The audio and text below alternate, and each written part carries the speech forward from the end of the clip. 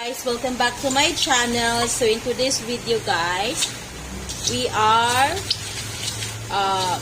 heating our cacao nibs before milling it para mas lalabas po ang kanilang oil, yung butter.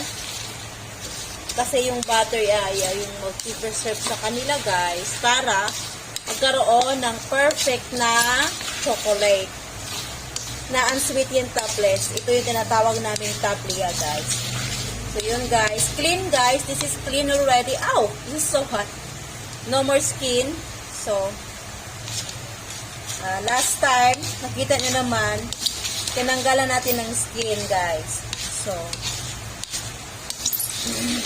para mayroon tayong perfect hot choco guys. Diba? So, bago natin siya i-melt, ganito, ginagawa ko siyang ganito, guys. Bye, guys! Happy Monday!